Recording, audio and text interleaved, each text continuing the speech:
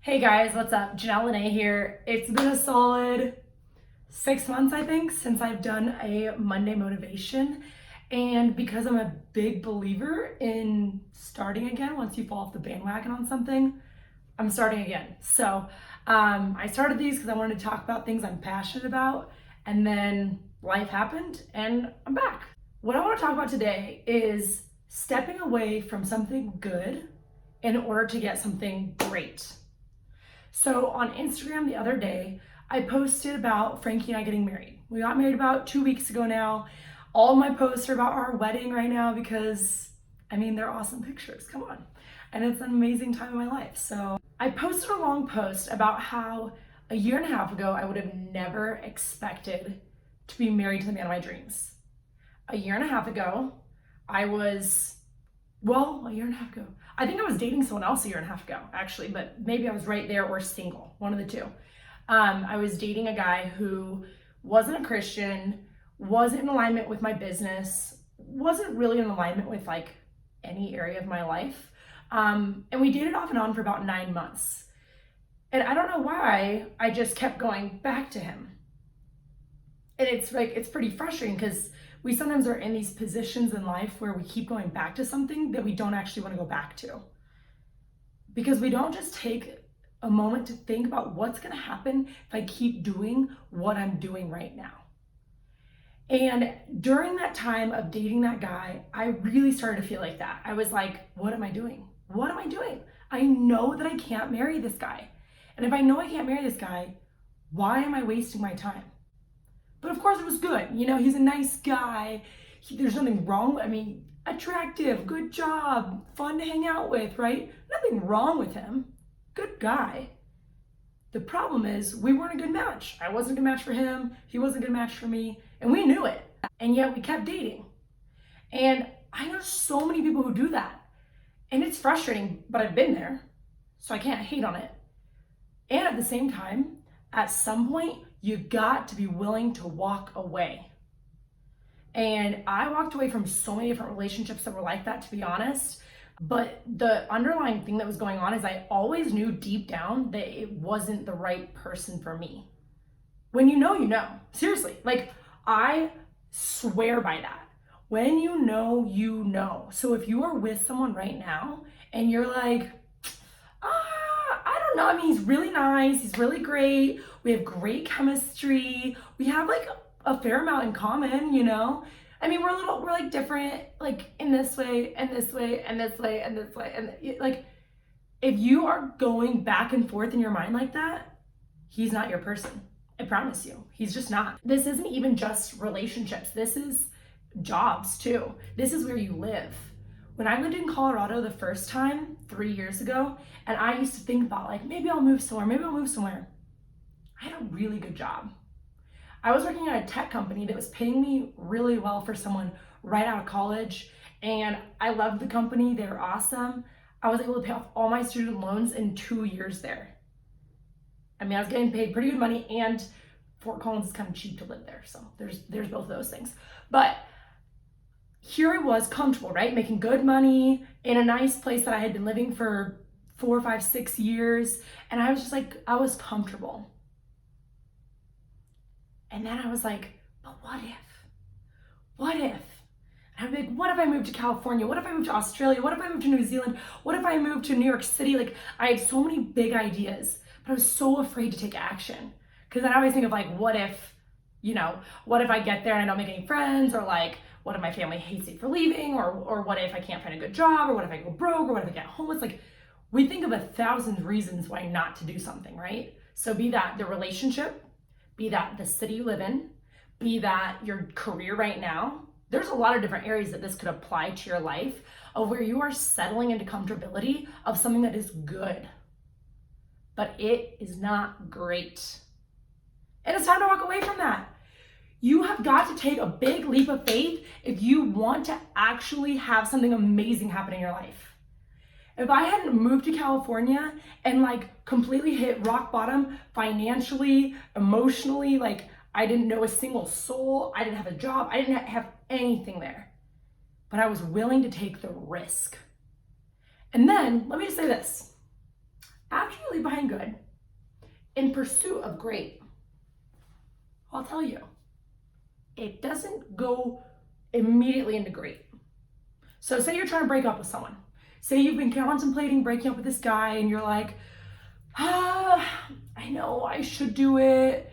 Or maybe you're even like not even saying that out loud yet. You're kind of in a more of a place of like, I don't want to admit that I should, but I know deep down he's not my person and I'm wasting time and I'm getting older, but I'm really comfortable. Anyway, once you finally decide to do it, which I pray to God that if you are in any of these situations where you are in good and you have this desire inside of you for something bigger and better, I pray that you are able to leave behind that and get uncomfortable and get into this, like, honestly, it's gonna get crappy first. When I first got to California, I thought I made the biggest mistake of my life. I would cry in my car. I would cry in my car, I would cry in the shower. I hate when people see me cry, so I would go to private places and I would just cry. And I remember one time crying so hard, like I was sobbing and like doubled over while I was driving, where I was like, I think I need to pull over. I might literally get in a car accident because I can hardly see the road because the tears are everywhere and I'm like hyperventilating. Yeah, that's how hard it was. Where I was like, I don't know anyone here. I started working at Orange Theory, making like $12 an hour as a 24-year-old woman with a degree in college, working a front desk position for $12 an hour. You think that was fun for me? No. But I knew I was in pursuit of something bigger. And I knew I was in pursuit of something better. And I knew that I wanted to do something in the fitness industry and the health industry at that time. And I was like, I just wanted something new. Because my degree was in hospitality management and a minor in business. So my degree was actually to be an event planner, which is actually comical because I just planned my wedding and it was so stressful. Why did I want to be an event planner? I'm not sure. But at that time, I went to college for that. And then at 24, 2 years after college, I decided to completely change my entire life trajectory. It was like a midlife crisis, but at 24. And then I had to go to the bottom again, right? Then you had to go get paid low amounts of money. And when you're living in San Diego, $12 an hour isn't really paying your bills. And then I was also teaching a boot camp at 6 a.m. in the morning. And then I was also working a social media position.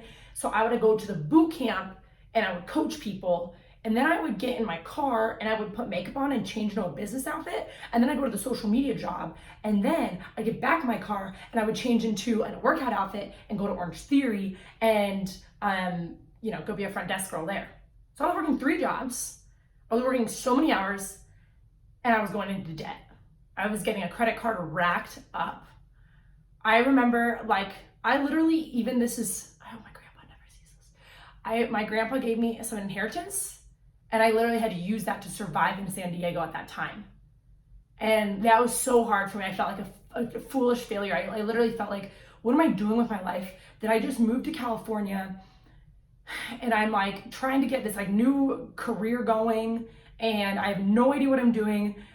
And like all my best friends lived here. My family lived here. I made friends there, but when you're first making new friends, they don't really know you. So you feel pretty lonely even though you have friends because they're just brand new people in your life. And so it was really tough. That's all I want you to know. If you leave behind good to get great, it will be in the interim in between, it will be pretty hard. Probably, most likely. That's what I'm willing to say. And that's how it was with me in my old relationships. So the guy I dated for 6 years, leaving behind someone that you've dated for 6 years is literally the hardest thing you'll ever do. I thought I was gonna die. I literally thought I was gonna die if I broke up with him. Like I tried to do it a few times and I would have a literal panic attack where I would be like breaking down, like thought I had to go to the hospital because I was so afraid of leaving him. And then, yeah, that guy that I dated before Frankie, that the 9 months off and on, I dated numerous people, but constantly I just knew it was good, but it wasn't quite what I was looking for. And I'm in pursuit of greatness. And I want you to be in pursuit of greatness also, because we aren't here to live a mediocre life. And you aren't here to live a mediocre life. So if you don't like the relationship you're in, you don't like the city you live in, you don't like the job that you're working, you don't like any piece of your life, you are literally in full control of your life. You're allowed to do anything you want.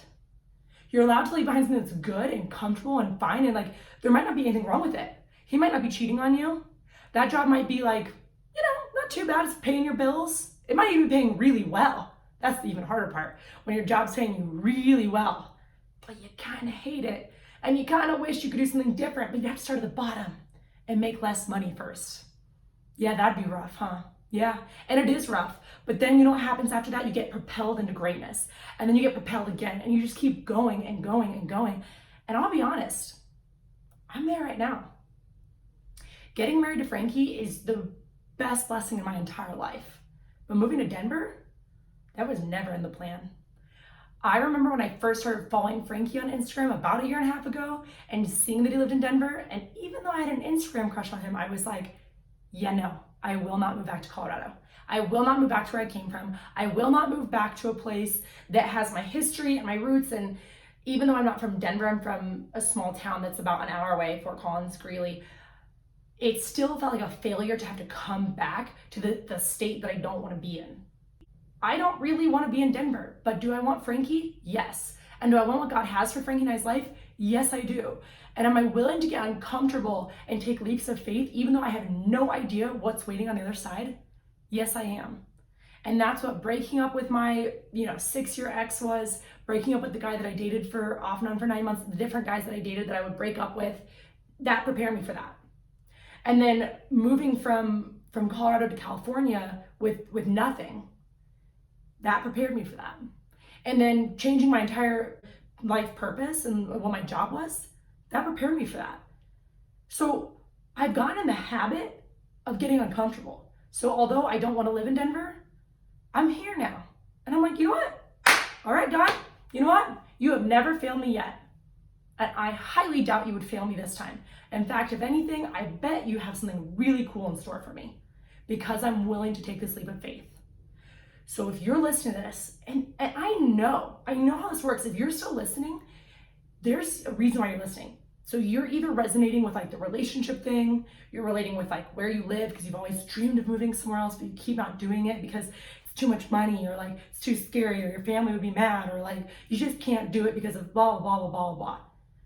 Or maybe it's your job. Maybe you've been working in the same industry for so many years. Maybe you got a degree in an industry. Maybe you've even been doing it for like 10, 15, 20 years. But there's this part of you that's just longing to do this other thing, this other purpose, this other career choice. But you're just too afraid because what would happen?